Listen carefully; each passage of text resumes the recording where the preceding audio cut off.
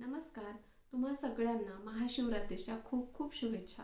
मला ना नेहमी असं वाटतं की माणूस जेव्हा पण भूतकाळ आठवतो, मग त्या काही चांगल्या आठवणी असतील किंवा काही थोड्याफार वाईट असतील, पण त्यातून आपल्याला काय शिकायला मिळालं हे पुढे जाऊन भविष्यातच आपल्याला कळतं. मी जेव्हा पण घरात एकटी असते ना, आणि मला जर काही आठवणी आठवत असतील किंवा भूतकाळ माझा आठवत असेल, तर त्यावर मी एकतर कविता करते किंवा लेख तरी थोडाफार तरी लिहून ठेवते. हा, पण हे लेख, ह्या कविता मी आजवर कधी कुठे पब्लिश केलेल्या नाहीयेत. मग मी विचार केला की हां, ह्या प्लॅटफॉर्मवरती आपण हे वाचून दाखवू शकतो. आणि तसंही लेखातून माणसाचे विचार कळतात आणि विचारातून माणूस, असं मला वाटतं. सो माझा हा सादरीकरणाचा पहिलाच प्रयत्न आहे. तो तुम्हाला कसा वाटेल ते पूर्ण लेख वाचून झाल्यावर तुम्ही मला नक्की सांगा.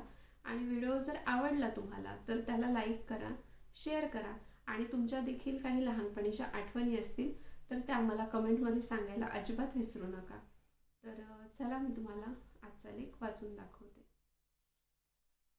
गोष्ट आहे ही बालपणातली, येणाऱ्या प्रत्येक महाशिवरात्रीची. आम्ही लहान असताना ना दर महाशिवरात्रीला एका यात्रेत जायचो.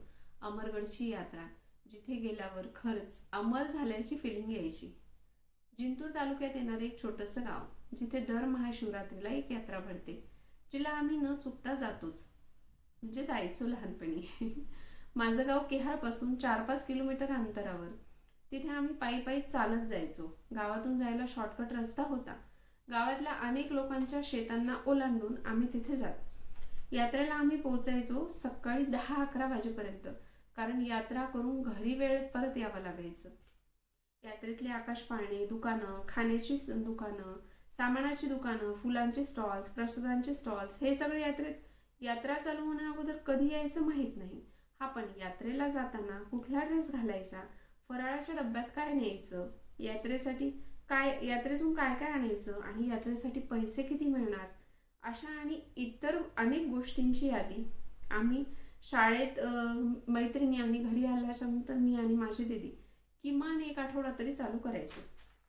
आईला पैशासाठी फार संतापून टाकायचो. आई, सांग ना, किती रुपये देणार? पण माझी आई फार धीराची. ती यात्रेच्या दिवसापर्यंत सांगतच नव्हती. वेळेवरती शेवटी जेवढे पैसे देईल तेवढे घेऊन आम्ही आनंदाने यात्रेला जायचो, विदाऊट एनी आर्ग्युमेंट. कारण तिने हे पैसे किती काटकसर करून आमच्यासाठी बाजूला काढले असतील ह्याची जाणीव न बोलून दाखवतही आम्हाला होती. तेव्हा आत्ताच्या सारखे प्रत्येक फंक्शनला, कुठल्याही ऑकेजनला घालायला नवीन कपडे नसायचे. एक शाळेचा ड्रेस, 2 हाफ डेला बुधवारी घालायचे ड्रेस, काय म्हणायचो आपण त्याला, सिव्हिल ड्रेस. म्हणजे जो गणवेश नसतो, सामान्य ड्रेस ते. आणि नवीन ड्रेस म्हणजे दिवाळीचा किंवा उन्हाळीच्या सुट्टीत किंवा कुणाच्या तरी लग्नात घेतलेला 2 किंवा 3 ड्रेस असे ठेवलेले असायचे. त्यातलाच एखादा ड्रेस आईला आठवडाभर पटवून आईने जर घालायला दिला तर घालायचा, नाहीतर ती म्हणेल तसं. तेव्हा भारी होतं, पण 2-3 ड्रेसमधूनच एक ड्रेस निवडायचा आणि पूर्ण आनंदाने खुशीने घालायच्या. ड्रेस हातात आला ना की मी त्याचा सुगंध घ्यायचे. खूप भारी वाटायचं. सगळ्या कुटुंबात एक कपाट असायचं आणि त्यातही सगळ्यांचे कपडे बसून जागा उरायची. आता तर प्रत्येकाला स्वतंत्र कपाट लागतं, त्यातही जागा अपुरी पडते. खरंच एकाच आयुष्यात किती बदल झालेला दिसतो ना, कळतच नाही. तेव्हा आनंद खूप स्वस्त होता की आता खूप महाग झालाय. बरं, ते काहीही असो, पैसे, ड्रेस ह्या गोष्टींचं नियोजन करणं सोपं, पण पोरींना सगळ्या ग्रुपमध्ये जोडणं आणि फिक्स टायमिंगला घराबाहेर काढणं कठीण. हे सगळं ठरवणं म्हणजे डोक्याचं दही करून घेणं. 10 जणींची 10 मतं, पण शेवटी निर्णय एक व्हायचा ते महत्वाचं. ह्या सगळ्यात फायनली तो दिवस यायचा महाशिवरात्रीचा. आमच्या गावात देखील महादेवाचं खूप जुनं आणि मोठं मंदिर आहे. तिथे दर्शन घेऊन मग आम्ही अमरगडला जायचो. महाशिवरात्रीच्या दिवशीचं वातावरण सांगते हा तुम्हाला. गावात मला प्रिय अशी सर्वात जास्त आवडणारी माझी गल्ली, आणि त्याचं कारण म्हणजे जगातल्या सगळ्या प्रकारातले नमुने आमच्या गल्लीत. आमच्या ओट्यावर बसणारे पंडितराव बाबा, जे प्रश्न विचारून वेड करून सोडायचे. समोरचा मानकऱ्याचा वाडा आणि तिथले काका काकू नुसती आमची लगबग बघून हसायचे. बाजूचा ढवळ्याचा वाडा आणि तिथले लोडबताता आणि त्यांचा फक्त नुसता आरडाओरडा. लग्न मंडपात कसा नवरदेव नवरीच्या अगोदर उभा राहतो आणि माईकमध्ये सारखी अनाउन्समेंट करून नवरीचे मामा नवरीला घेऊन या, नवरीचे मामा नवरीला लवकरात लवकर घेऊन या, अशी जी गडबड असते ना, अगदी तसं वातावरण. सगळीकडे हेच असायचं. अरे जा की लवकर, पाऊस पाणी येण्या अगोदर घरी या. पाऊस असा अचानक कुठे पडायचा तेव्हा. आणि ह्या मंडळींना नुसतं आभाळ पाहून आम्हाला घरातून काढून द्यायची घाई. खरं तर त्या घाईत खूप काळजी होती, प्रेम होतं. केहाळची घरं म्हणजे वाडा पद्धतीची आणि एका एका वाड्यात 3-4 कुटुंब राहायचे. त्यामुळे गल्लीत शांतता किंवा एकटेपणा कधीच वाटला नाही. मैत्रिणी घरी बोलवायला आल्या की मी माझ्या मैत्रिणींबरोबर, तर दीदी तिच्या मैत्रिणींसोबत असायची. रस्त्यात मागे पुढेच आम्ही असायचो. आई सकाळी मस्त साबुदाणा, रताळं, ताक द्यायची. सगळं आवरून अगोदर इन्स्ट्रक्शन मिळायच्या, सरळ जा, कुणाच्याही शेतातलं काही खात बसू नका, रस्त्यात कुणाच्या शेतात विहिरी टोकावून पाहू नका, कुणासोबत भांडू नका, एक्सेट्रा एक्सेट्रा. पण आता ह्या इन्स्ट्रक्शन आम्ही त्यावेळी किती पाळल्या असतील हे समजून घ्या. आणि मग शेवटी हातात पैसे यायचे. किती बरं येत असावेत पैसे? 15-20 रुपये. हो खरंच, तेवढ्या जत्रा व्हायची. त्याची सर हल्लीच्या लाखो रुपयांच्या ट्रिप्सला नाहीये. खरंच तेव्हा आनंद स्वस्तच होता. कारण तेव्हा मौजमजेचं प्लॅनिंग आधी व्हायचं आणि नंतर पैशाचं. तेवढ्या 15-20 रुपयात प्रसाद, एखादा गळ्यातला हार, कुल्फी, आकाशपाळणा आणि घरच्यांसाठी काहीतरी, एवढं सगळं व्हायचं.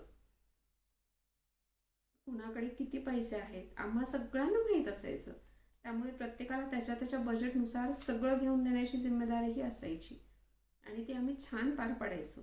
दर्शन, खरेदी करून मस्त गोलाकारात बसून डबा पार्टी, गप्पा गोष्टी, हसी मजाक, जोरजोरातली ती बडबड आणि मोठ्याने हसणं.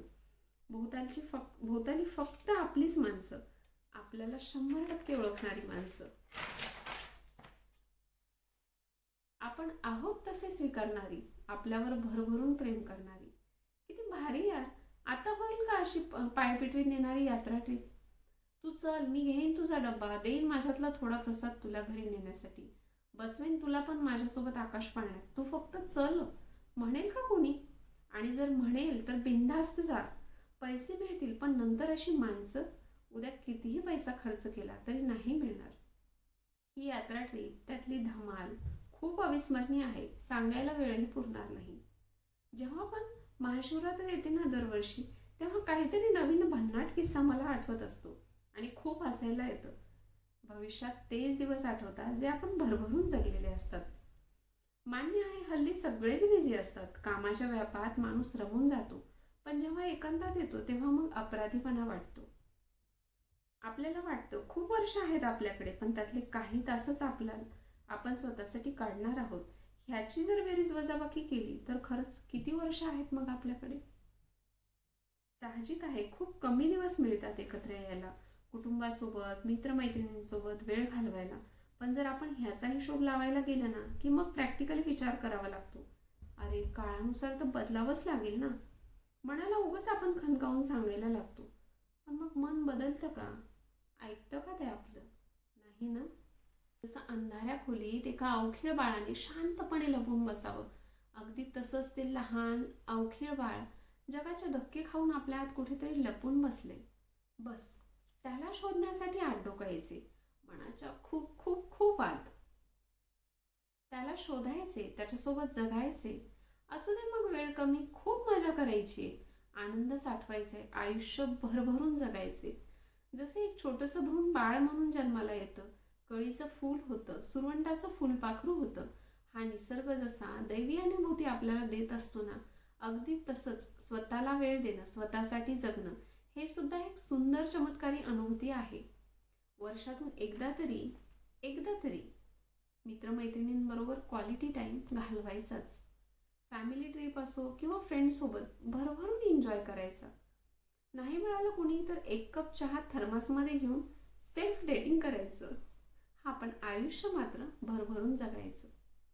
आनंदाचा खर्च कमीच असतो, त्यामुळे तो पुन्हा पुन्हा घेता येतो. अजून आयुष्यात खूप काही जाणून घ्यायचे, शिकायचे, अनुभवायचे.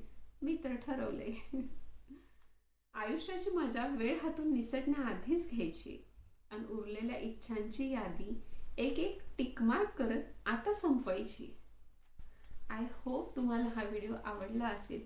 आजचा लेख आवडला असेल तर प्लीज लाईक करा, शेअर करा आणि चॅनलला सबस्क्राईब करा. Thank you so much for watching.